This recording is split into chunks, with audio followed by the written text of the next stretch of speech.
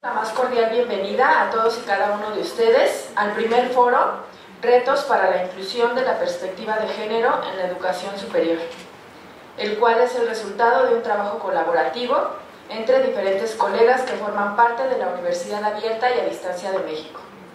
El día de hoy nos acompaña el doctor José Gerardo Tinoco Ruiz, rector de la Universidad Abierta y a Distancia de México,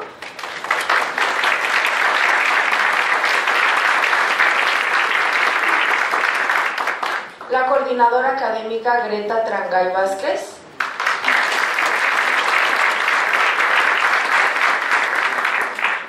la doctora Carmen Alonso Núñez, directora de la División de Investigación y Posgrado,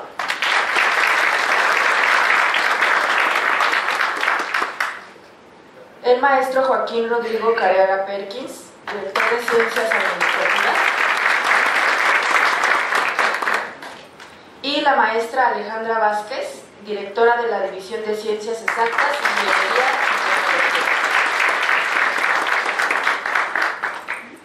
y Tecnología. Escucharemos ahora las palabras de bienvenida de la doctora Greta.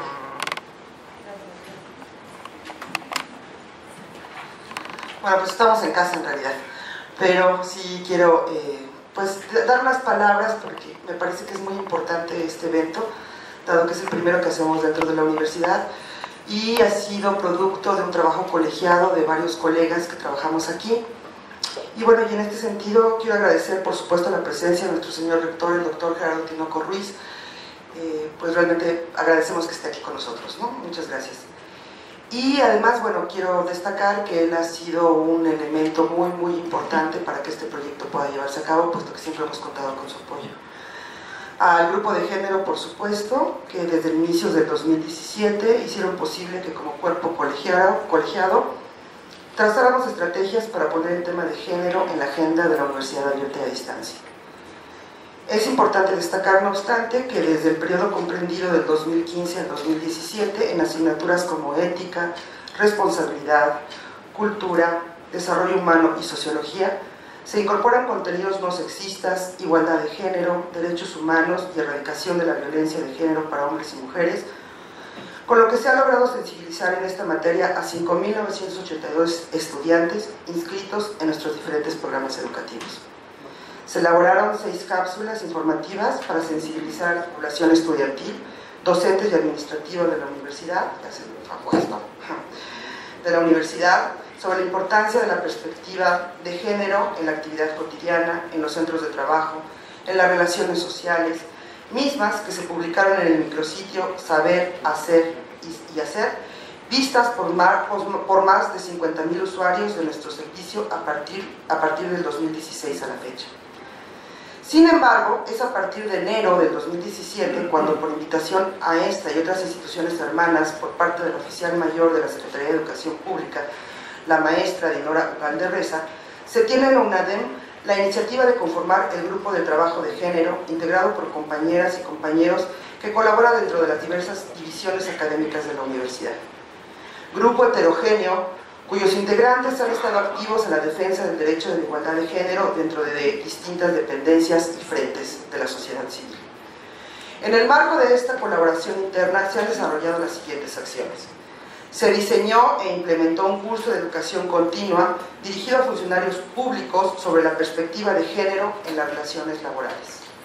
Se han llevado a cabo conferencias en línea con especialistas que abordan temáticas específicas vinculadas con nuestro modelo educativo, lenguaje no sexista y violencia en línea en México. Un área con grandes retos es la capacitación de funcionarios públicos para aplicar la legislación vigente en materia de derechos humanos y con perspectiva de género, que también forma parte de los cursos que se imparten en la educación continua.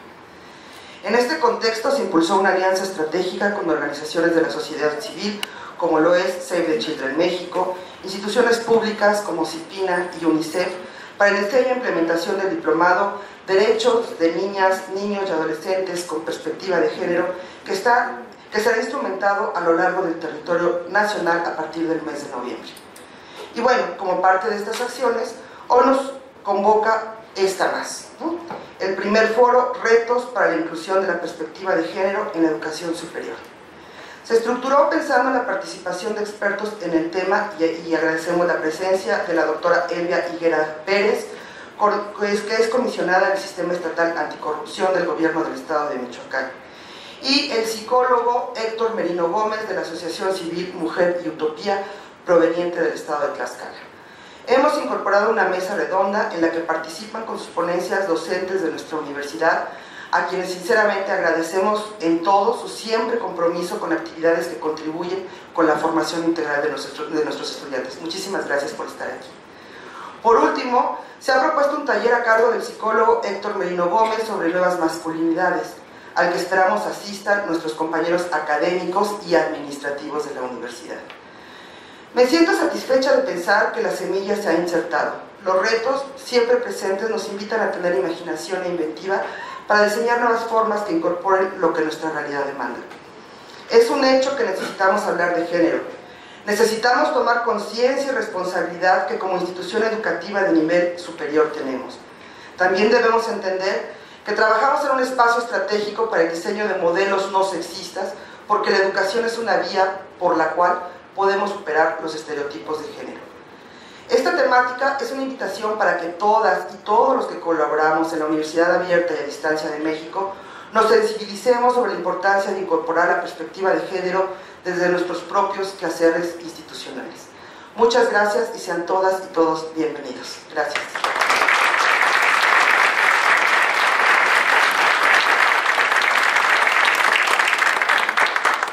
Vamos a continuar ahora con unas palabras de Carmen Alonso Núñez, directora de la División de Investigación y Posgrado.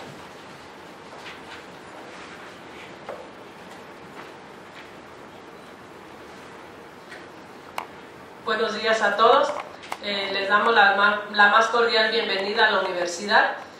Y quiero comenzar mis palabras primeramente felicitando al grupo de género que ha comenzado a trabajar en este aspecto de la equidad de género, y especialmente a la doctora Greta Trangay, que es la que encabeza estos trabajos de este grupo, que sin duda es una actividad muy importante para nuestra universidad en términos académicos, pero también una actividad fundamental en términos de sociedad. Mi participación va encaminada justamente a hablar un poco sobre la importancia que tiene la investigación con perspectiva de género, y en ese sentido felicito otra vez al grupo de género por la atinada decisión de iniciar con este foro en perspectiva de género, que puede llevar a que este no sea el único foro que se presente, sino más bien que este sea el inicio de muchos foros más que nos reúnan como universitarios, que nos reúnan como docentes, como personal administrativo e incluso como estudiantes, ya que la investigación con perspectiva de género y estas mesas de diálogo que se presenten son muy importantes para reflexionar sobre la importancia que ha tenido la mujer dentro de los ámbitos académicos, en el ámbito laboral, en el ámbito científico y en muchos otros ámbitos sociales donde se ha ido insertando de manera paulatina.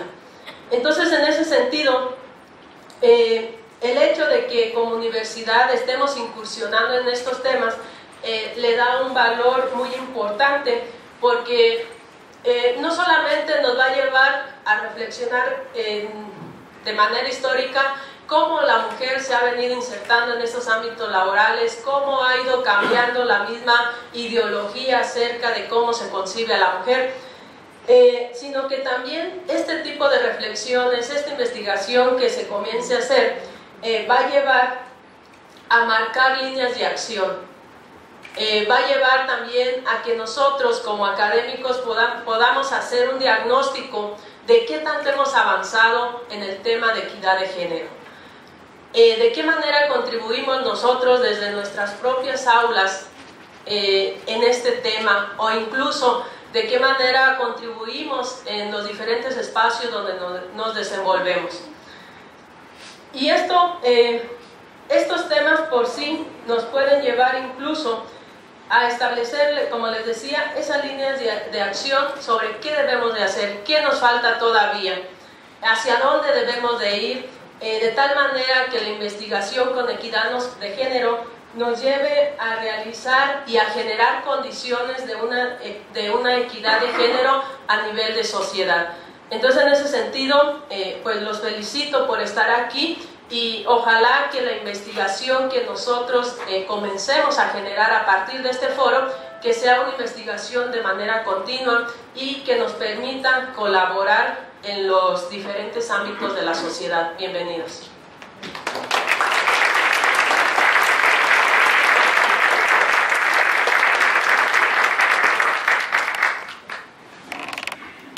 Finalmente, le pedimos al doctor Gerardo Tinoco Ruiz que brinde unas palabras y dé por iniciadas las actividades del foro.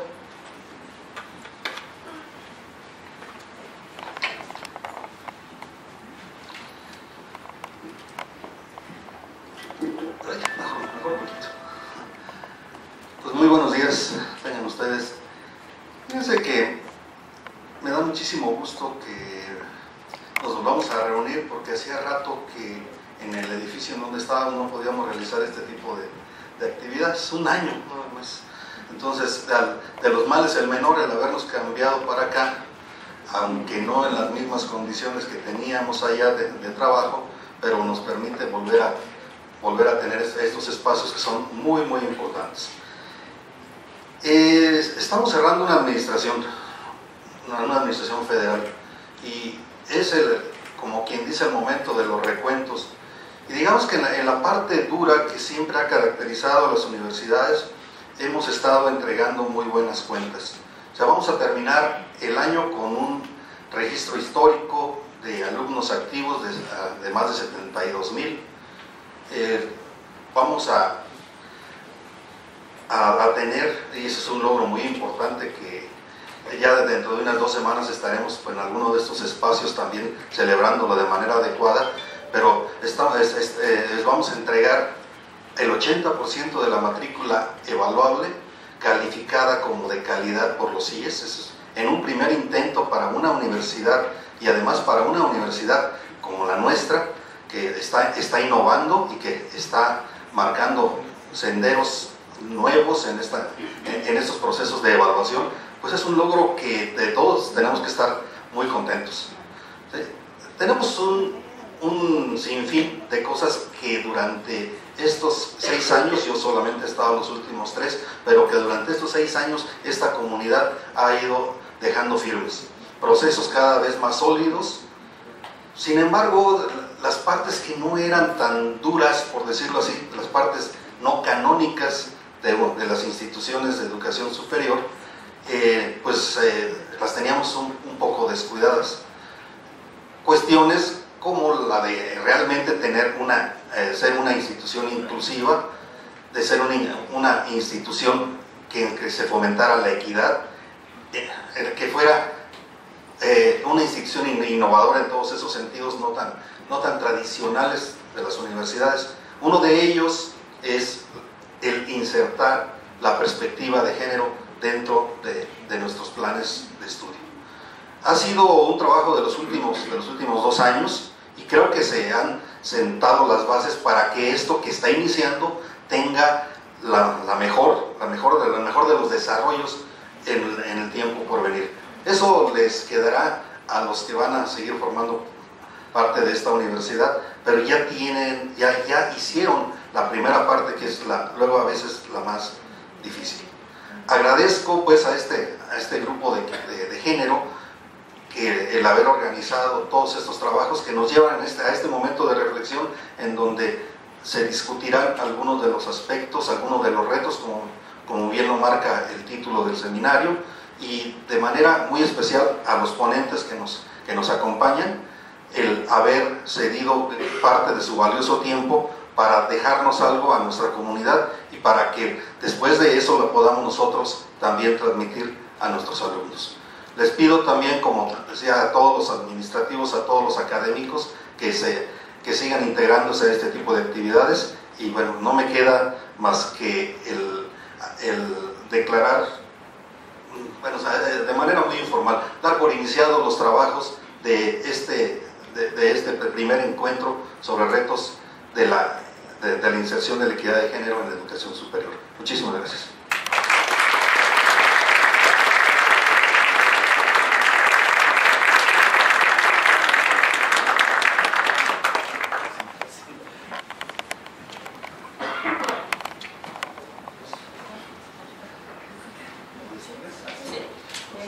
Bueno, pues vamos a iniciar con la primera conferencia magistral. Le voy a pedir de favor al maestro Joaquín Cariaga Perkins que por favor lea la ficha curricular de Elvia Higuera Pérez, por favor.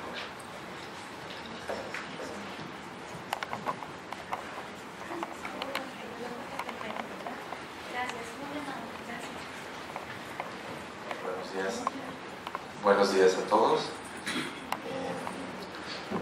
Elvia Higuera Pérez es licenciada en Derecho, egresada de la Facultad de Derecho y Ciencias Sociales de la Universidad Michoacana de San Nicolás. Es maestra en Gerencia Pública y Políticas Sociales y aspirante a doctora en Política, Gobernabilidad y Políticas Públicas. Cuenta con diversos diplomados, publicaciones, cursos, talleres, seminarios y capacitaciones sobre género, políticas públicas, derecho electoral, feminismo, prevención de la trata de personas, procuración de justicia, violencia familiar, violencia de género, derechos humanos de las mujeres, violencia política contra las mujeres, derechos de los pueblos y comunidades originarias. Ha sido ponente y conferencista en diversos congresos y foros estatales, nacionales e internacionales, en temas como violencia de género, derechos humanos, sistemas de partidos, derechos de los pueblos y comunidades indígenas, violencia familiar, violencia política, paridad, políticas públicas con perspectiva de género, entre otras. Su desempeño laboral lo ha realizado en la Secretaría de Igualdad Sustantiva, en la Procuraduría General de Justicia. Fue fiscal además especial para la atención del delito de violencia familiar, consejera electoral del Instituto Electoral de Michoacán y actualmente es comisionada del Sistema Estatal Anticorrupción. Es catedrática de la División de Estudios de Posgrados de la Facultad de Derecho y Ciencias Sociales, de la Facultad de Derecho y Ciencias Sociales de la Universidad Michoacana de San Nicolás de Hidalgo, del Instituto Universitario de Puebla y de la Universidad Latina de América. A través del ejercicio académico ha procurado introducir la perspectiva de género en el campo del derecho. Es analista política y de derechos humanos en diversos programas de televisión, radio, como Sin Línea, Mujer al Día y Línea por Línea. Entre sus premios académicos se encuentra el haber obtenido el premio Padre de la Patria por ser el segundo mejor promedio de su generación, además de haber obtenido mención honorífica por su trabajo de investigación para titulación, realizando la tesis Democracia Directa en México. De igual manera, ha sido acreedora a los siguientes reconocimientos: el reconocimiento Diosa Roja en diciembre de 2009, presea que la Organización Civil Humanas otorga a las personas que se destacan por llevar a cabo programas, acciones, medidas y políticas públicas encaminadas a prevenir y erradicar los impactos de la discriminación y la violencia contra las mujeres.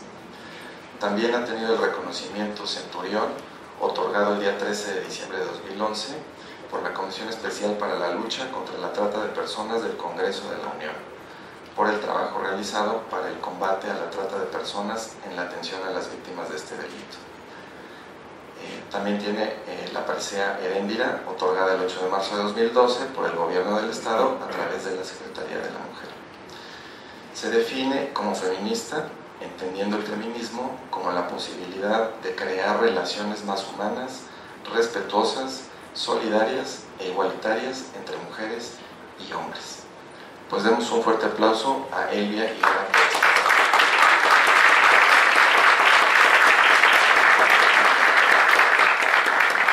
Muy buenos días para todos y para todas.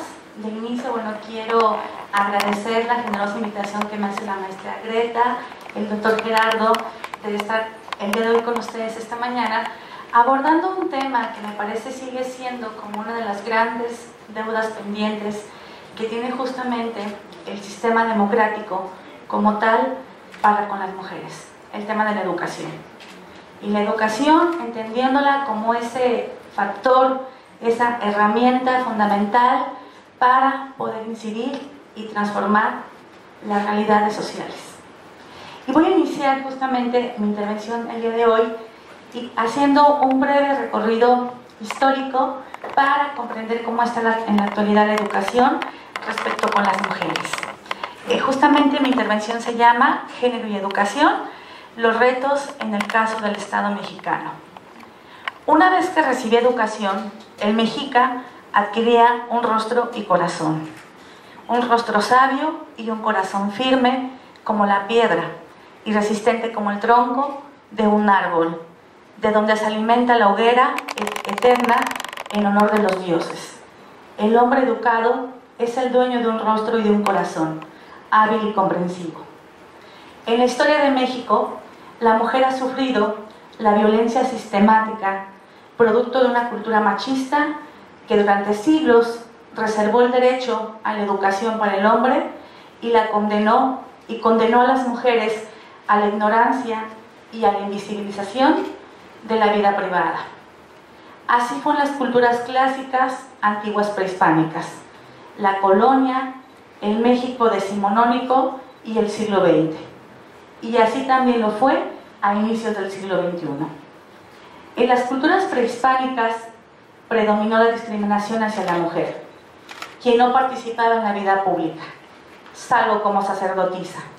Servir al hombre, al sacerdote o al Estado era el destino manifiesto de las mujeres.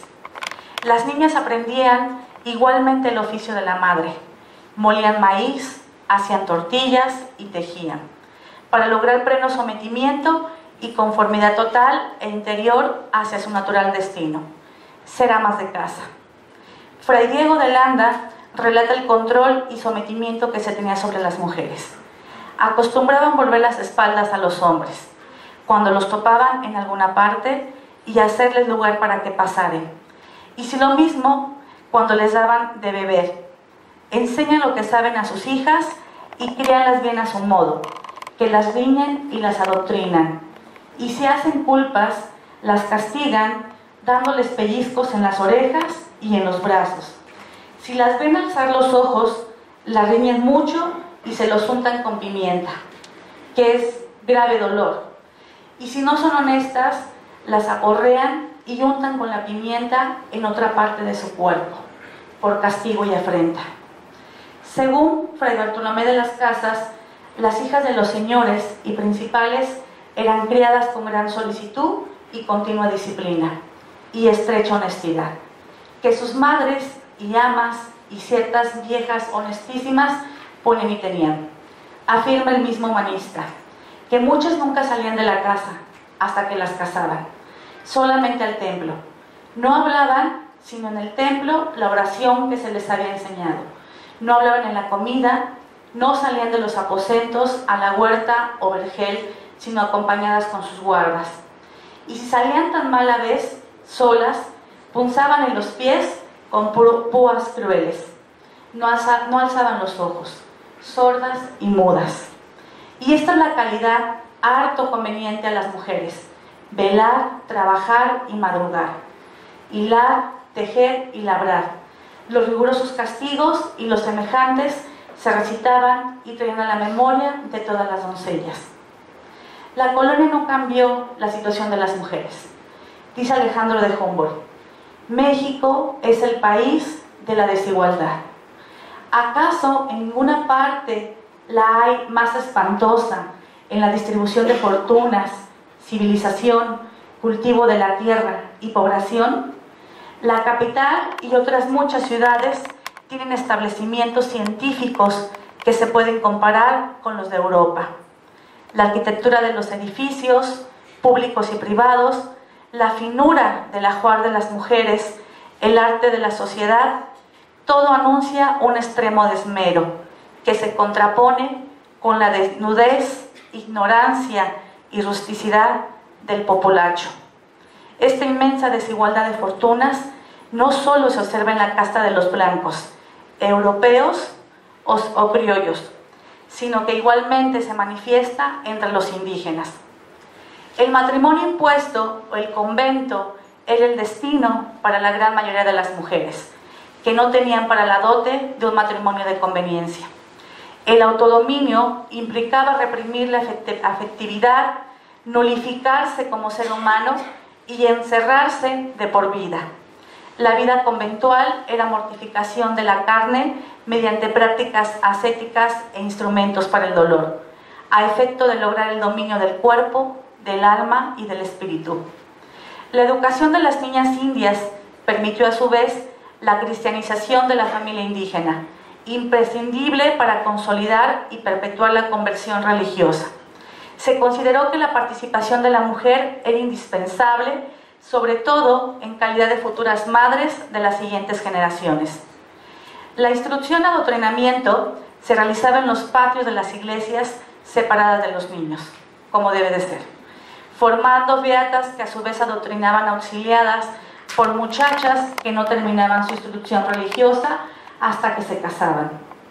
En resumen, lo que se pretendía era poner a salvo la honra de las mujeres, instruirlas en la fe cristiana, educarlas en la forma de vida familiar europea y casarlas, obviamente con la bendición de la iglesia y con los muchachos bien educados por los religiosos. La materia de enseñanza para las niñas indias se limitaba prácticamente a la instrucción religiosa y enseñarlas a conservar la honestidad y algunos trabajos manuales propios de la mujer. Las docentes que educaban a las niñas y los establecimientos donde lo hacían recibían indistintamente el nombre de amigas. Las mujeres, aunque educaban, nunca eran tratadas como maestras, denominación reservada a los hombres. Tampoco se les admitía en el gremio ni se les exigía preparación profesional. En cambio, se les prohibía educar o instruir a varones. Pero como esto no se respetaba, en la realidad posteriormente solo se prohibió que los niños entrasen a una escuela amiga. La cotidianidad de las niñas se componía del silencio, costura, castigos, catecismo y vigilancia constante. La sociedad colonial, sobre todo la criolla, encomendó a las mujeres la conservación de sus tradiciones castellanas, el fomento de la religiosidad doméstica y la consolidación del modelo de vida familiar. El criterio renacentista imponía como ideal el recogimiento femenino, pero acompañado del cultivo del espíritu, siempre en el modesto nivel que correspondía al sexo débil y bajo la constante vigilancia masculina, personificada en los padres, maridos, hermanos y tutores. Los valores propios de la mujer eran obediencia, laboriosidad, sosiego, castidad y religiosidad. El hogar era el ámbito propio de la mujer y también su centro de aprendizaje para la vida. Su destino era el matrimonio o el convento. ¿Qué ha cambiado y qué persiste? Las mujeres siguen siendo cautivas de sus más mínimos derechos de libertad. Los cautiverios de las mujeres, dice Marcela Lagarde. Las mujeres seguimos siendo cautivas de nuestros deseos más profundos y la única forma en las cuales a veces las mujeres pueden transitar hacia un proceso de liberación es únicamente en los estereotipos y en la forma en la cual las mujeres pueden ejercer un poco de libertad. Dice Marcela Lagarde, las mujeres transitamos de ser las monjas, las putas, las presas o las locas. Son los cautiverios entre los cuales podemos tener un poco de esencia y de libertad como mujeres. Los cautiverios de las mujeres siguen estando vigentes. Para Gloria Carreño, el Colegio de Santa Rosa María de Valladolid es un ejemplo concreto que nos brinda una imagen clara de los objetivos perseguidos en la educación de la mujer en la sociedad colonial.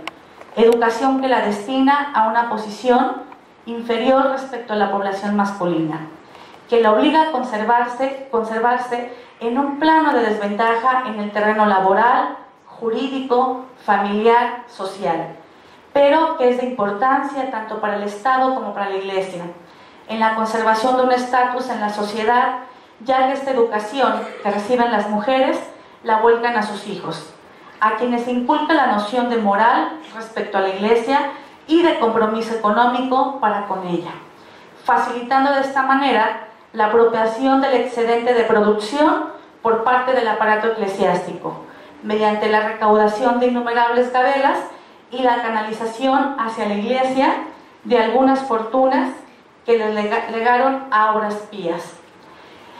La enseñanza en el Colegio de Santa Rosa, consistiendo en doctrina cristiana, las labores mujeriles, rudimentos de lectura, escritura aritmética, conducta y música. La educación de las mujeres en Valladolid, como en el resto de las colonias, era clasista y discriminatoria, acentuando las diferencias entre la sociedad colonizadora y la colonizada, así como en cada casta o estamento de la propia colonia. Esta educación, como sigue siendo, es el reflejo de los intereses y aspiraciones de la clase en el poder, que asegura la persistencia de un mundo de opresión, conservando la mente de sus integrantes limpia de cualquier influencia transformadora, que se acentúa notablemente en el caso de la educación de la mujer, puesto que será utilizada como un instrumento en la influencia intencional y sistemática sobre las nuevas generaciones a las que se trata de transmitir un esquema clasista, racista y colonialista. El destino natural de la mujer persiste, incluso ya entrado el siglo XIX de la independencia: formar buenos hijos, esposos y ciudadanos, por lo que solo se esperaban 3 destinos: hija, esposa y madre. Poco o nada se cambió con la independencia. La situación de la mujer, si acaso una voz, la de Ignacio Ramírez, que se elevó defendiendo la plena igualdad de género, aunque con pocos resultados, por lo que las cosas siguieron igual: la vida pública reservada solamente para los hombres. En la revolución las mujeres participaron de diversas formas, pero para ellos la revolución no hizo justicia. Siguieron condenadas al espacio privado. Sin embargo, a lo largo del siglo XX, la genealogía de la participación de las mujeres vino generando un rompimiento de los esquemas tradicionales, el cual inició desde el proceso de la revolución con las adelitas que tomaron el fusil. Luego las vimos como generadoras de esta nación con las maestras rurales, quienes enseñaron el valor de la palabra, que dijeron que había una nación que se llamaba México, quienes se dispersaron en los lugares más recónditos de este país para darnos una identidad.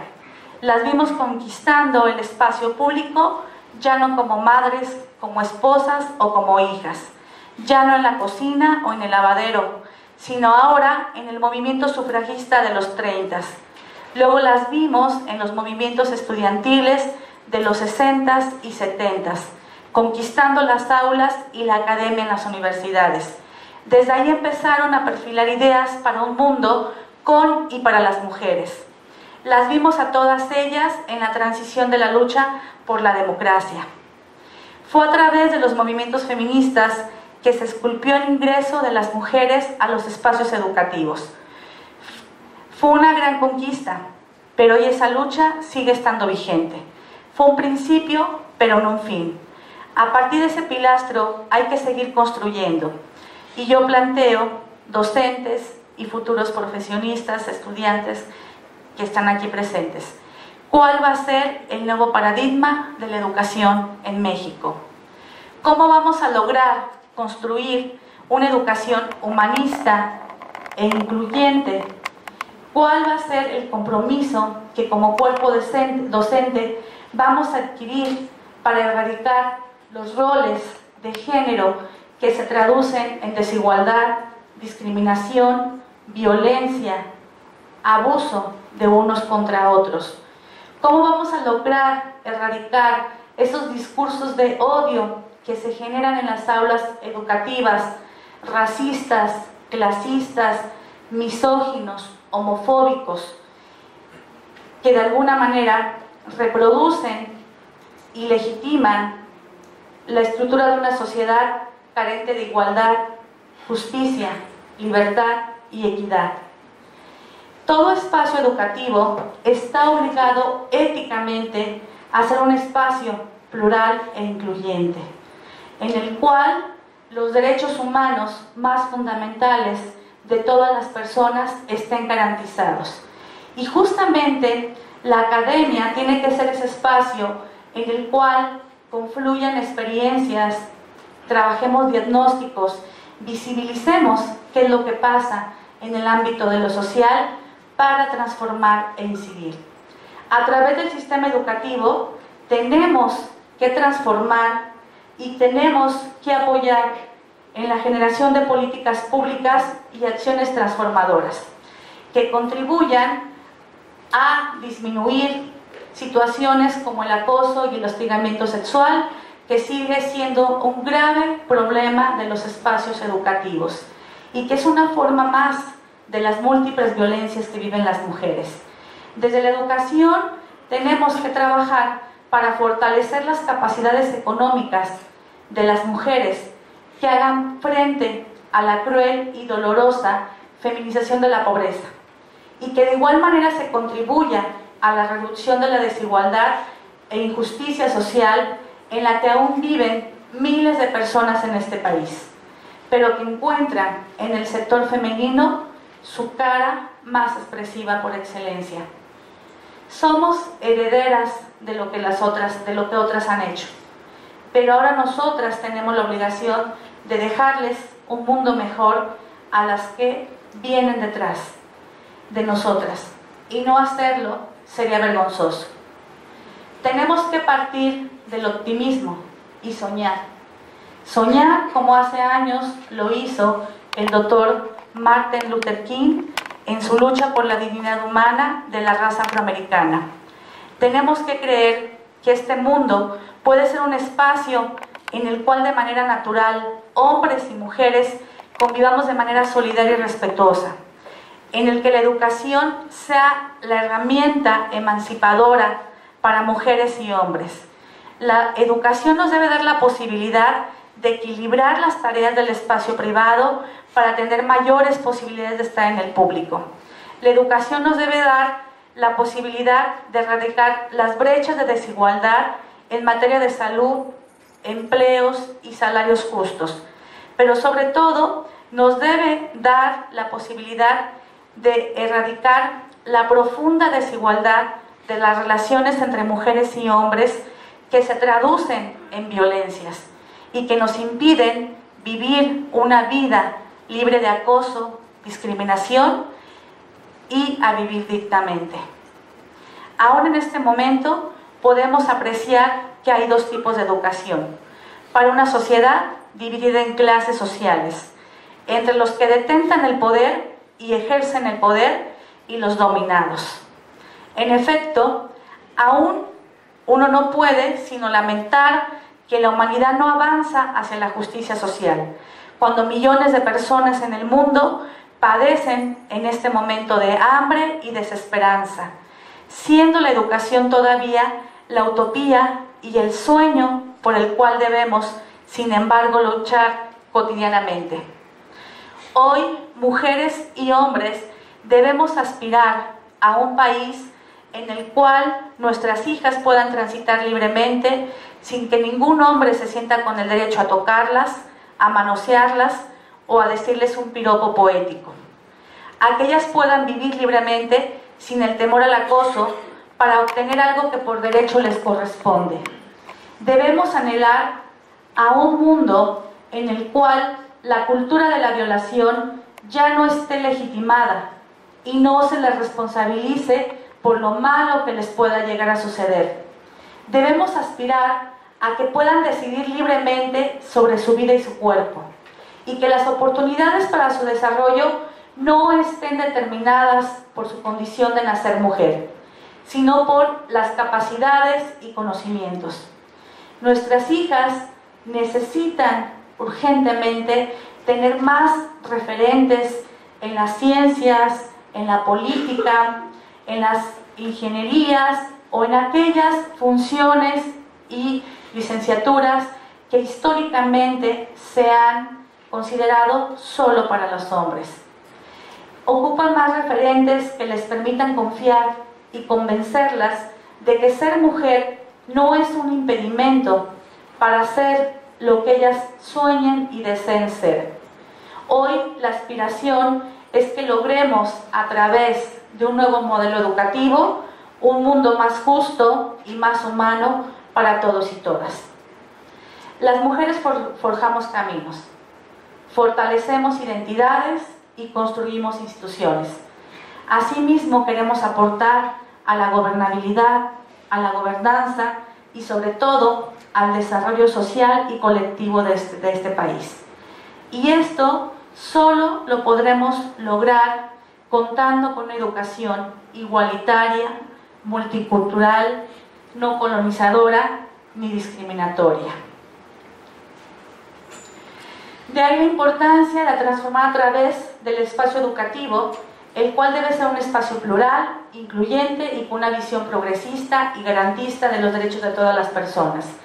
Las aulas académicas no deben ser espacios jerarquizados con un ejercicio de poder desigual, poder que se ejerce para violentar, acosar y obtener beneficios económicos o sexuales a través del poder que nos da el asentar una calificación. Lograr una educación libre de dogmas, prejuicios, feminización de carreras que solamente reproducen los roles de género y estereotipos que refuerzan la idea de cuál es el lugar de la mujer en la sociedad, puede constituir una esperanza de que a través de la misma podamos coadyuvar en la generación de políticas públicas en materia educativa, que nos permitan incidir en el cambio social y cultural que este país requiere.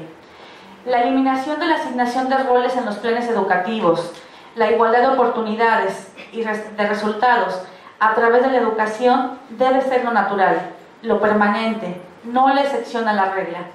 Por eso formulo la pregunta: ¿cuál va a ser la aportación de nuestra generación para lograr una educación igualitaria, justa, inclusiva y multicultural?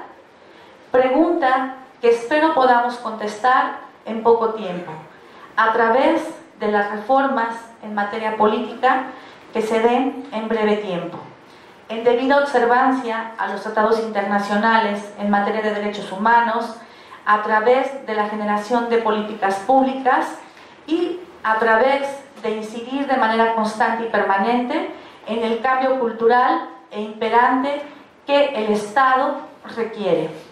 El gran reto en el devenir histórico es lograr y garantizar aulas y espacios educativos libres de violencia, burlas, segregación, discursos de odio y acoso sexual. Una golondrina no hace verano. Hemos logrado avances importantes en materia educativa, hemos logrado avances importantes en la incursión de las mujeres en el mercado laboral, en el ámbito de la política, a través de la implementación de las cuotas, pero no ha sido suficiente. Necesitamos más veranos. Hoy es evidente e innegable que estamos en la academia, en la vida pública, en la vida productiva, pero aún en condiciones de desigualdad. Necesitamos un verano para la democracia. Y voy a manera de cerrando, cuáles considero que son los retos que como Estado aún tenemos para lograr una educación mucho más libre, mucho más emancipadora, una educación que nos permita ser seres pensantes, cuestionadores, y que a través del proceso de educación logremos justamente transitar a esa emancipación que nos permita ser sujetos sociales mucho más activos, mucho más cuestionadores, mucho más críticos, pero que además logremos a través de esa incidencia lograr que nuestros alumnos y alumnas se conviertan en sujetos sociales mucho más críticos frente a un sistema educativo que históricamente ha sido utilizado como un mecanismo de control social, un mecanismo más. Lenguaje no sexista e incluyente en los libros de educación básica. Consideramos que es fundamental que los niños y las niñas aprendan a identificarse y a reconocerse como tal. Decimos que un lenguaje incluyente es fundamental porque lo que no se nombra no se visibiliza y no existe para el Estado. Y en consecuencia, eso que no se nombra, no existe, carece en automático de derechos. Igual, consideramos que una de las grandes soluciones a las diversas problemáticas que este país tiene se encuentra justamente en la educación. De ahí que tenemos que asumir un compromiso, cada uno y cada una de nosotras, de educar y educarnos bajo un proceso emancipador, que nos libere, que nos permita tomar decisiones políticas, económicas, sociales y culturales, que nos ayude a transformar nuestra realidad social y la realidad social que viven miles de personas en este país. De nada sirve un grado académico que nos involucra con lo social.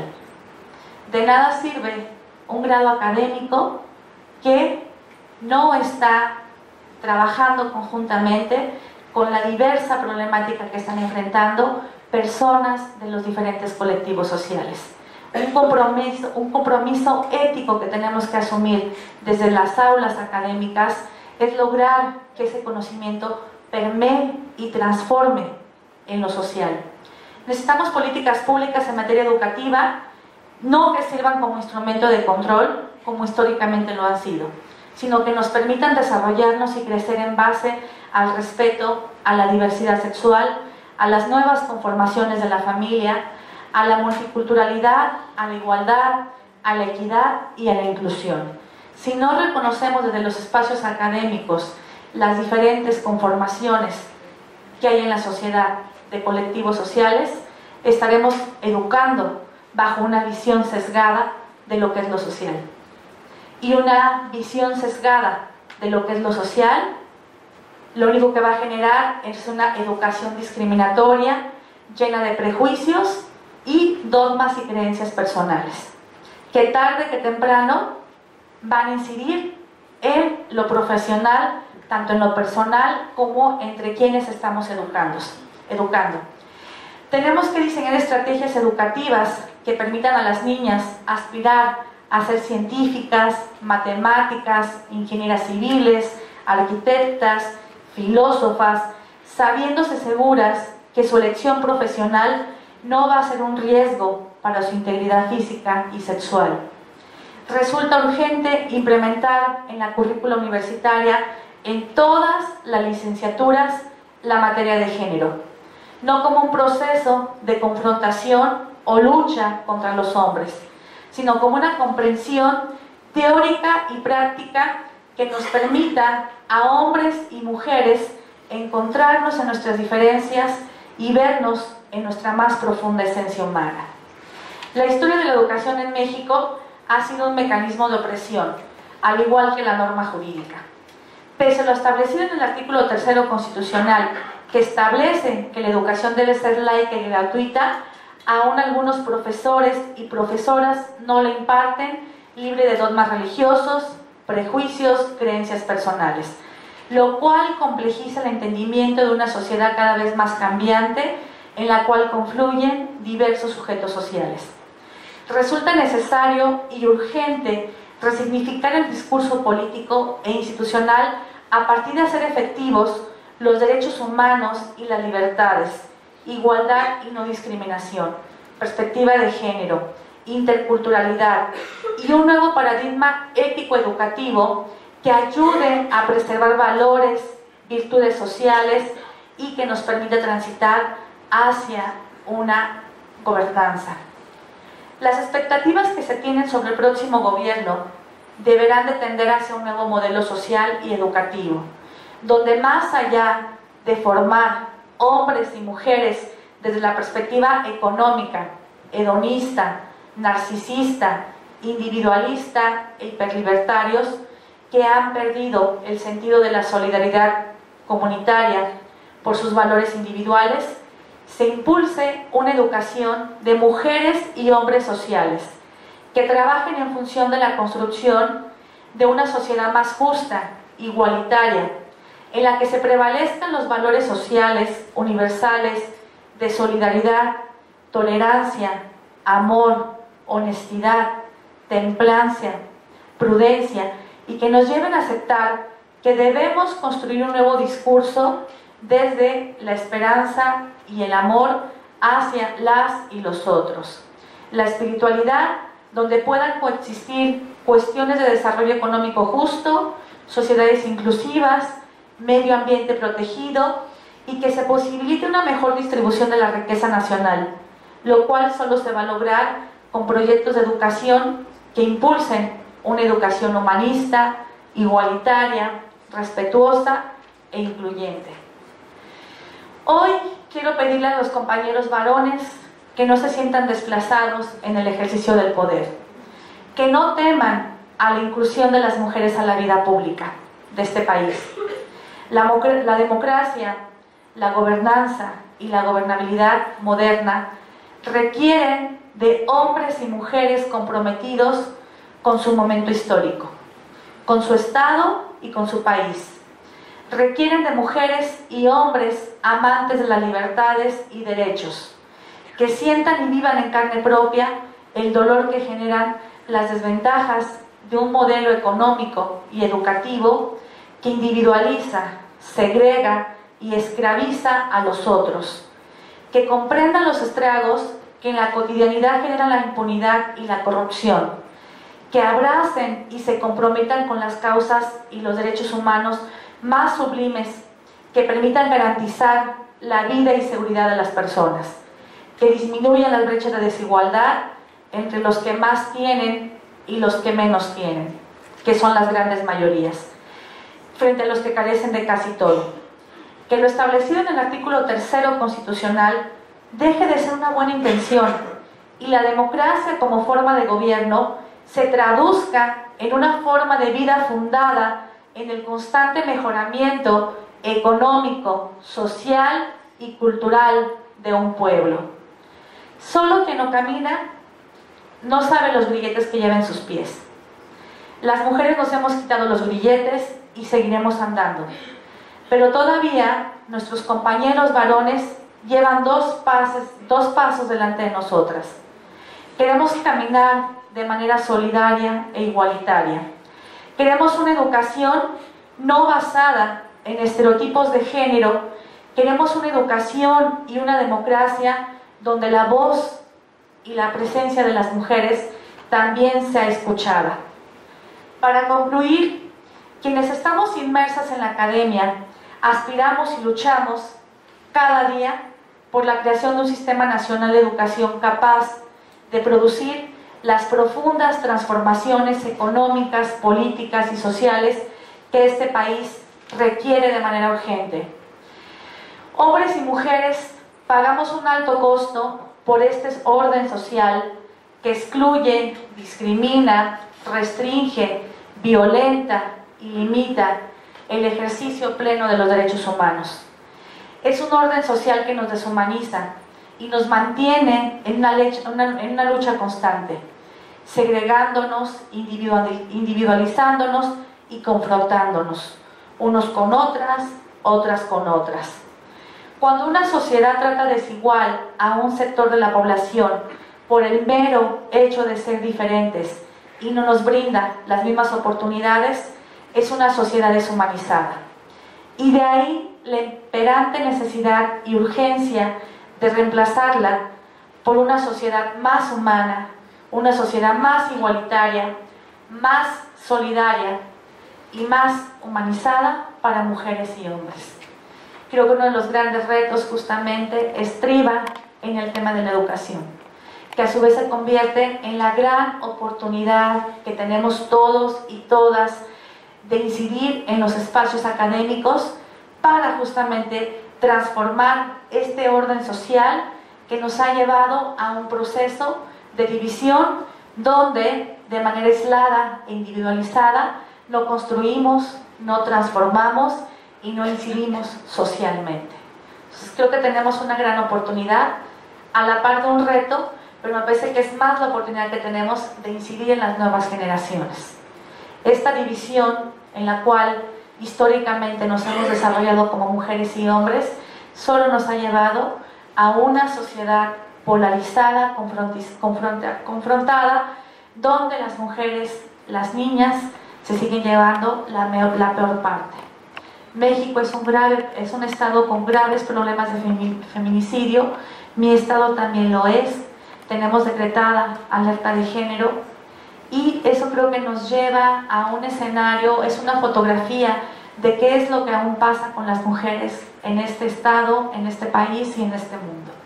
De ahí la urgente necesidad de utilizar la educación como un instrumento transformador para tener sociedades mucho más humanas, en beneficio de todos y todas.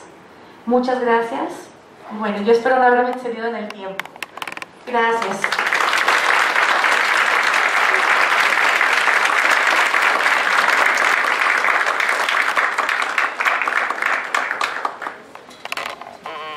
Bueno, muy buenos días a todos. Quisiera saber cómo se atiende. Bueno, ahí está, ¿no? Sí. Maestra Higuera, muchas gracias por su intervención. Realmente es un impulso emotivo para los que estamos conformando un grupo de género dentro de la Universidad Abierta y a Distancia de México, poder seguir con más ímpetu, con más ganas, con más deseos de que esto fructifique en el corto plazo. Y sobre todo los elementos tan importantes para la reflexión que nos permita en un momento determinado sentar las directrices de lo que será nuestra labor como docentes dentro de la Universidad Abierta y a Distancia de México. Muchísimas gracias. Y si le parece bien, pues poder tener un intercambio de opiniones con el auditorio. Compañeros, les pediría por favor unas 3, 4 preguntas, algún comentario breve, no muy extenso, por favor. Mis compañeras a los extremos están con unos micrófonos, si pueden utilizarlo, por favor.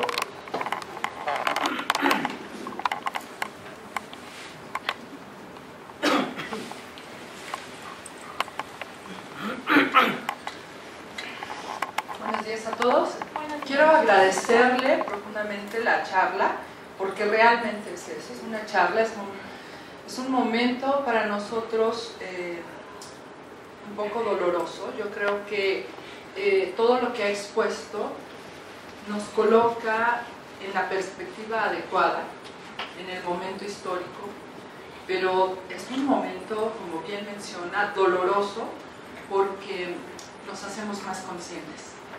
En realidad tiene que ver con este grado de conciencia que estamos empezando a tener, a generarse en las diferentes universidades, pero muy en particular la nuestra, que es una universidad que tiene un impacto a nivel nacional, que creo que, coincido con mis compañeros, estamos trabajando fuertemente por consolidar programas educativos con perspectiva de género, pero sí me gustaría escuchar algún punto más claro, más definido, que nos ayudara a orientar nuestro modelo educativo. Creo que hemos hecho varios esfuerzos, tenemos varias asignaturas en diferentes programas o algunos temas en diferentes asignaturas que tratan la perspectiva de género, pero ¿cómo lograr este cambio cultural? Porque en realidad tiene que ser un cambio cultural. Yo he trabajado con violencia de género en diferentes estados de la República, pero sí me gustaría escuchar, a lo mejor en su experiencia, cómo podríamos implementar un cambio cultural. Gracias. Sí, gracias. ¿Alguna otra pregunta o comentario? Sí, adelante.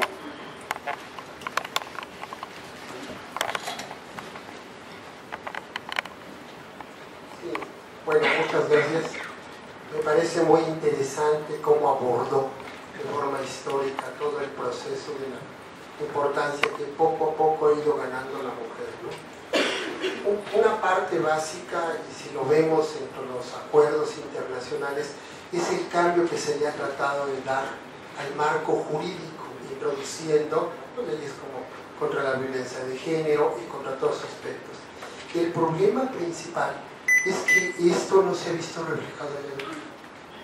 No lo hemos reflejado, y aún, por desgracia, nuestras áreas jurídicas no han entendido cómo aplicar esto, ¿sí?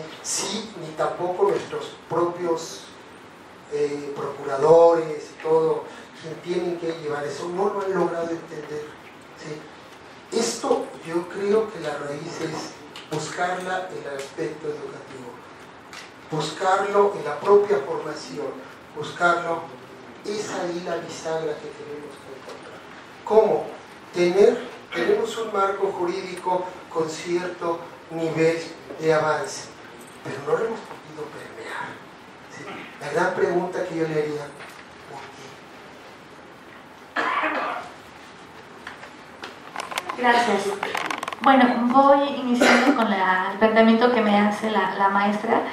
Yo creo que una de las graves deficiencias que tenemos justamente en el sistema educativo es que no hemos logrado, porque no tenemos, debemos de decir que no tenemos aún una educación plenamente laica. El modelo educativo todavía sigue estando influenciado por dogmas, creencias religiosas. En Michoacán yo les puedo compartir que es el estado, en primer lugar a nivel nacional, de embarazos en adolescentes. Tenemos niñas de 12, 13, 14 años que están dando vida a otros seres y que son niñas cuidando de niños, es decir, es una situación de vida sumamente dramática por todo lo que implica en un costo personal, porque finalmente son niñas que tienen que asumir una responsabilidad a edades tempranas, donde, bueno, mayormente quien se queda al cuidado de los bebés son los abuelos maternos, pero que esas niñas se tienen que incorporar a un mercado laboral o tienen que continuar una carrera o un estudio con muchas dificultades. Entonces, ¿a qué nos lleva a pensar el tema del embarazo en las adolescentes?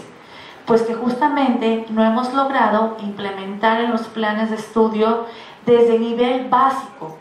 Es decir, ya cuando ustedes reciben a los estudiantes, a las estudiantes ya a nivel licenciatura, ya vienen con una formación, ya vienen con una serie de información introyectada en su cuerpo, en su mente, que tiene que ver con justamente este entendimiento de lo que se considera natural para las mujeres y para los hombres, y de lo que socialmente se espera para las mujeres y para los hombres.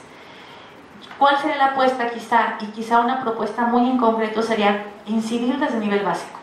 Si no logramos reformar el modelo educativo o los planes educativos, o por lo menos con maestras y maestros comprometidos a estos niveles de enseñar y educar a los niños bajo una perspectiva diferente, va a ser muy complejo que podamos lograr esa transformación ya cuando los niños y las niñas ya nos llegan con una formación en la licenciatura que es muy difícil de cambiar, porque además desde que se es niño se aprende que se vive en una sociedad donde el hombre tiene mucho más privilegios que las mujeres. Sin una, ¿cómo entendería que de repente en los juegos infantiles es muy común escuchar cuando los niños compiten y de repente se agarran corriendo, o de repente en el tema de la competencia dicen vieja o marica el último que llegue? Y desde que son chiquitos lo saben, porque saben que estamos en una sociedad jerarquizada donde hay valores y donde hay un modelo de ser humano que jerárquicamente está por encima de los otros y las otras. Y ese hombre es el hombre heterosexual, blanco, con una serie de privilegios y una serie de posibilidades para la vida. Entonces yo creo que una propuesta y un planteamiento concreto es que tenemos que incidir en la educación básica, en ese proceso de formación inicial, donde justamente vamos alimentando a los niños y a las niñas con una serie de principios, con una serie de valores que hasta este momento han sido principios y valores que les enseñan cómo está jerarquizada la sociedad. El gran reto es incidir, pero para modificar esa forma de conocimiento y lograr que efectivamente entiendan que estamos en una sociedad diversa, donde lo diverso no se tiene que traducir en desigualdades, en violencias, en discriminaciones y faltas de oportunidades para la vida. Entonces yo creo que el proceso tiene que ser desde la educación inicial, porque ya cuando llegan con nosotras es muy difícil hacerlos cambiar, porque justamente vienen de una posición privilegiada, donde ya han ejercido un poder. Y un poder, o el poder, en cualquier espacio donde lo ejerzamos, es un dulce que engolosina. Y nadie lo quiere soltar, obviamente. Si no vemos la clase política, porque busca el poder, porque el poder claro que engolosina. Y en esta sociedad el poder mayormente está asignado hacia los compañeros varones, Por eso es muy difícil cambiar conciencias ya en la vida adulta. Y bueno, lo que usted comenta, efectivamente las normas jurídicas no bastan. México es uno de los países que más tratados internacionales, convenios, convenciones ha firmado en materia de derechos humanos. La Convención para eliminar todas las formas de discriminación, que es la CEDAW, que México firma en el 79 y ratifica en el 81, es la cartilla universal de los derechos humanos de las mujeres. Y si tan solo observáramos el contenido de la CEDAW en materia de educación, salud, justicia, política pública, política social, yo creo que ya hubiéramos transformado a esta sociedad, o ya las mujeres vivían en condiciones por lo menos de mayor seguridad o un estado de mayor bienestar. Sin embargo, justamente los cambios a los marcos jurídicos ha sido un proceso muy lento en este país. Y creo que todos y todas sabemos que una norma jurídica no es suficiente para cambiar un entorno social y cultural que justamente sigue reproduciendo estos roles sociales que nos van marcando diferencias en las posibilidades u oportunidades para mujeres y hombres. Si una diferencia biológica se traduce justamente en una situación de desigualdad para las mujeres. Entonces no basta el orden jurídico. A la par de las transformaciones legislativas, jurídicas, requerimos un urgente cambio y transformación social y cultural. Y eso está en el modelo educativo. Eso está en la educación. ¿Les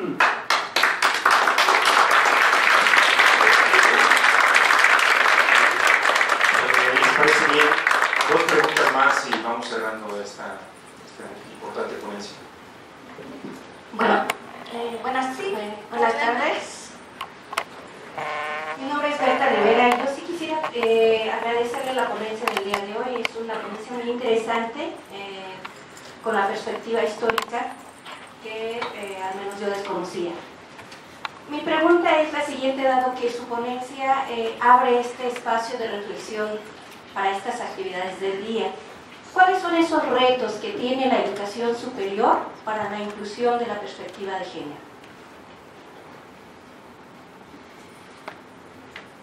Bueno, creo que los retos que mayormente vamos a ver no solamente en el espacio educativo, sino también en la política, en la economía o en otras áreas, van a ser las resistencias que se van a tener para perder privilegios. Es decir, este orden social jerarquizado genera privilegios para una parte de la población, donde todo lo que no responde a ese modelo de ser humano queda excluido, porque inclusive el propio discurso de los derechos humanos así se concibió en 1948. Entonces, creo que los grandes retos que se tienen dentro de la política educativa responden a las resistencias, a los prejuicios, a las creencias personales, a los dogmas que se tienen aún en el tema de la educación, porque efectivamente no hemos logrado una educación laica. Yo decía, ¿cómo explicamos que en Michoacán tengamos en primer lugar el embarazo en adolescentes? Porque no hemos logrado insertar en los ámbitos educativos el tema del cuidado del cuerpo, del conocimiento, de que las niñas y los niños tengan una sexualidad mucho más responsable. Porque es una práctica común. Hay estadísticas que nos dicen que los niños a los 13, 14 años ya están teniendo relaciones sexuales, pero sin el cuidado y la responsabilidad que requiere. Entonces me parece que el mayor reto va a ser siempre la resistencia que se va a tener a estos temas, donde se sigue asumiendo que son cosas de mujeres. Y claro que la violencia, claro que la discriminación, claro que la desigualdad no es un tema de mujeres, es un tema de hombres y mujeres, donde justamente requerimos que también los compañeros se involucren en este proceso. Entonces, quizá también algo que podría ser conveniente en el tema del modelo educativo es trabajar masculinidades con los jovencitos, porque justamente el grave problema de la violencia no está en las mujeres, es decir, las mujeres no es que nos estemos matando unas con otras, sino que son los hombres que están asesinando a mujeres, y esos hombres son nuestros hijos, son hombres los que están violando a nuestras hijas, y esos hombres también son nuestros hijos. Entonces, creo que en el ámbito de los espacios educativos y de poder político, económico, El grave reto que tenemos es la resistencia a abrir espacios para las mujeres. Por eso hemos tenido que recurrir al tema de las cuotas, que en materia de participación política van transitando de manera quizá un poco más natural, pero no ha sido fácil el proceso. Pues quizá la respuesta precisa no la tenga de cómo logramos incidir, pues a través de este proceso de seguir visibilizando cómo las mujeres se siguen manteniendo en una situación de desigualdad y cómo esas mujeres que son violadas, que son asesinadas, esas mujeres que son acosadas por el profesor en el espacio académico, esas mujeres que son acosadas en los espacios laborales, son hijas de todas y todos los que estamos presentes. Gracias.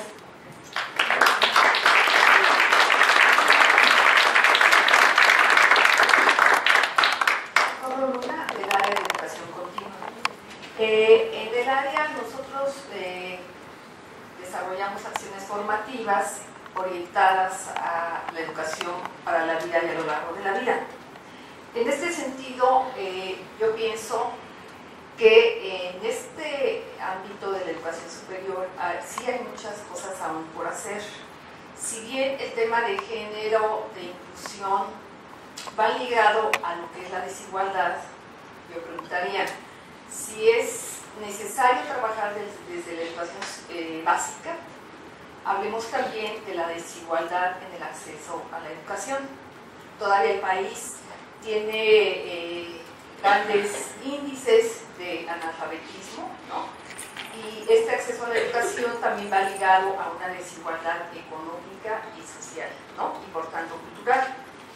Yo creo que para transformar, yo parto de que todo ser humano, toda persona, aún ya en edad adulta, puede tener el acceso a la información, resignificarla, reeducarse, transformarse, ¿sí? En este sentido, nosotros, cuando la doctora exponía que Educación Continua desarrollaba algunas acciones formativas para los servidores públicos, entre ellos también hay ese curso de las relaciones laborales en una perspectiva de género. Sí hemos visto a través del tratamiento didáctico de este curso cierta transformación, porque llevamos al sujeto de aprendizaje hacia una reflexión permanente y ligada a su entorno, a su entorno laboral, etc. Regresando al tema de la educación básica, ¿qué pasa cuando un niño, si yo como docente, si de libro de texto, le hablo de la igualdad, de que todos somos iguales, hombres y mujeres, etc.? ¿Qué pasa si este niño viene de un entorno familiar donde existe la violencia, donde existe la agresión hacia la mujer, etcétera, ¿no? Porque también eso tiene implicaciones para, desde ahí, estar formando y encaminando y creando las condiciones para que una mujer pueda estudiar, ya con eso, ¿no? Pueda ir a la escuela y hacer una carrera. Y hay muchos casos aquí en México. Entonces, yo creo que también en ese sentido los medios de comunicación juegan un papel muy relevante. Y ahora, a través de ellos y las nuevas tecnologías, el fluir de esta información de agresión, de violencia, pues sí, se han hecho sentir y se han visibilizado. Cuando ocurre alguna situación, ya no son nada más los periódicos, ¿no? Son las redes sociales, etc. Y en este sentido, pues lo vemos ahora con los jóvenes. Pareciera que están más concientizados sobre esta situación. Y bueno, yo he trabajado con mujeres que han sido violentadas y demás, y en algún momento aplicábamos algunos talleres. Y mucho de que esta situación de que las mujeres se queden calladas, no hablen, no estén conscientes, porque han crecido en un ambiente que se ha transformado en un estilo de vida, ¿no? Desde que son, por ahí dicen, ¿no? Las mujeres somos madres desde que tenemos en el seno materno al hijo, desde que le hablamos. Yo tengo un varón, ¿no? Entonces, desde ahí, desde ese papel, es importante trabajar desde la casa también, ¿no? Entonces, Yo creo que es un trabajo conjunto entre la sociedad, medios de comunicación, escuela, y bueno, ya escenarios más específicos. Esta universidad es virtual, ¿no? Ahí se dan otro tipo de interacciones donde no es la agresión física, ¿sí? Pero es una agresión hacia la persona a través de la comunicación escrita, a través del discurso, de cómo yo como docente me puedo comunicar con el otro, ¿no? En este sentido, desde Educación Continua estamos trabajando mucho esta cuestión de sensibilizar a los docentes, ¿no? Desde el discurso, no quedarme en el papel de yo soy el que lo sabe, ¿no? ¿Qué tal yo si en mi actual me relaciono con alguien que su lengua es todavía de la lengua materna, ¿no? Y a lo mejor incide en la forma en que yo le evalúo. Es alguien que a lo mejor no puede, a través de la comunicación escrita, seguir las estructuras gramaticales del español al 100%, ¿no? ¿Y qué tal que si yo, por ser una persona indígena, lo discrimino, no le doy una retroalimentación no adecuada, sino agresiva, o no respetuosa, no cordial, y eso lo podemos ver en un foro de discusión, eso lo podemos ver en la interacción de uno a uno y en varios recursos que nos puede dar una plataforma, ¿no? Entonces yo creo que la complejidad del tema es muy amplia e incide en todas las instituciones, medios de comunicación, escuela, familia. Yo nada más quisiera retomar dos puntos de lo que usted comenta. Uno es el tema de los medios de comunicación, que sabemos, bueno, por excelencia, responden a un modelo económico capitalista, acumulador de la riqueza, donde justamente pues la casa pocas veces va a perder. Porque además algo que también ha incidido, o que, bueno, algo que vemos permanentemente en el tema de los medios de comunicación, justamente es esta cosificación que se hace del cuerpo de las mujeres, que son por excelencia objetos sexuales. Es decir, hasta para vender una caja de chicles, si sale una mujer enseñando los senos, las piernas, las caderas, pues es inmediatamente atractivo ese comercial. Entonces me parece que sí, el tema de los medios de comunicación es complejo. Sin embargo, creo que también se han logrado transformar ciertas cosas en el tema de los medios de comunicación, donde ya están asumiendo ciertos códigos de ética, donde por lo menos algunas imágenes ya no sean tan burdas, o por lo menos han generado asociaciones civiles que cuando ven un espectacular donde hay una imagen denigrante de las mujeres, justamente se están denunciando a través de las redes sociales, y eso nos ha llevado inclusive a que, bueno, esos espectaculares se modifiquen o se quiten. O en el tema de los discursos, que todavía es muy común en los discursos políticos escuchar a veces comentarios denigrantes en contra de las mujeres, inclusive hasta en el ámbito de la justicia. Hemos tenido sentencias, en el caso, por ejemplo, de la justicia mexicana, el caso de los Porquis, que seguramente fue un caso que todas y todas conocimos, estos chicos de Veracruz, donde justamente un juez determina que, bueno, pese a que la niña había sido tocada, manipulada por los jóvenes, no había una intención lasciva en su actuar, y por eso los dejan absueltos, que fue un caso que efectivamente se hace público gracias a las redes sociales, se hace en el conocimiento ciudadano y se generan una serie de protestas en contra de este juzgador que lo lleva justamente a ser destituido del cargo. Así tenemos muchos ejemplos. Me parece que la parte buena de las redes sociales y estas nuevas tecnologías es que nos permiten visibilizar ese tipo de situaciones, que ya no hay como una aceptación como antes la podríamos ver todavía hace 10 años, donde perfectamente un juez podría decir que no había violación porque no se pudo acreditar quizá un elemento material del delito, y que inclusive la chica había provocado el hecho por determinadas circunstancias.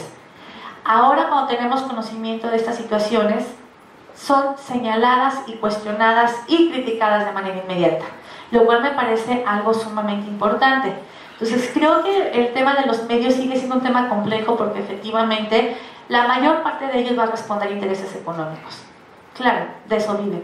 Pero me parece que también tenemos los contrapesos, que son las redes sociales, donde justamente podemos ir señalando y visibilizando y transformando a través justamente de estos espacios que uno se puede apropiar perfectamente de ellos. Y en el tema de las aulas, a mí algo que me parece fundamental y que creo que es un principio ético en la docencia, es el tema de la congruencia. Es el tema de cómo de manera congruente uno, todo este discurso que va uno y vacía sobre los alumnos y las alumnas, se lleva en la práctica cotidiana. Yo de repente pienso, por ejemplo, en la Facultad de Derecho, yo no puedo hablar de ética o de temas anticorrupción si al día siguiente mis alumnos me ven en un encabezado de un periódico, si la maestra está siendo investigada porque desvió 10 millones de pesos, ¿no? Si con qué calidad ética yo iría a hablar de un discurso a un espacio educativo que merece todo mi respeto, si yo al día siguiente soy señalada por una conducta de esa naturaleza.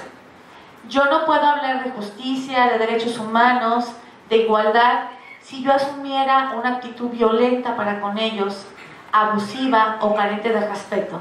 Me parece que el tema de la congruencia es un elemento fundamental en estos temas y que implica además un ejercicio cotidiano, de verdad es un ejercicio cotidiano donde uno tiene que estar inclusive cuidando el lenguaje, ¿sí? No utilizar un lenguaje violento, discriminatorio, porque es muy común de repente, porque además justamente en los espacios educativos es donde más reproducimos el tema, por ejemplo, los apodos, ¿no? Ah, ahí viene el manquito, el que no puede caminar, ¿no? Ahí viene el que no escucha, o ahí viene el sordo, o ahí viene, es decir, una serie de calificativos que generalmente utilizamos mucho en los espacios educativos. Y cuando uno llega y establece como una parte del reglamento que se va a utilizar en todo el ciclo escolar, es que quedan prohibidos los comentarios racistas, clasistas, homofóbicos, incluidos chistes que luego es muy común escuchar en las clases, creo que ya es un primer momento o es un buen inicio para que los chicos y chicas entiendan que ese va a ser un espacio de respeto, pero sobre todo de cambio. Que la aspiración es que en algún momento esas mismas reglas del juego operen en la vida pública.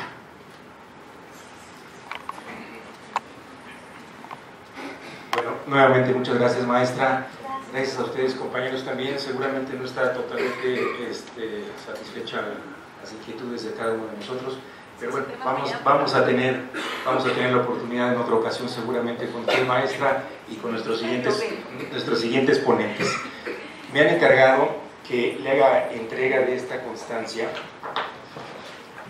a nombre de la Universidad Abierta y a Distancia de México. Otorga la presente constancia a la maestra Elvia Higuera Pérez por su participación como ponente en el primer foro Retos para la Inclusión de la Perspectiva de Género en la Educación Superior, 3 de octubre de 2018. Muchísimas gracias, maestra. Que es el primero de muchos más.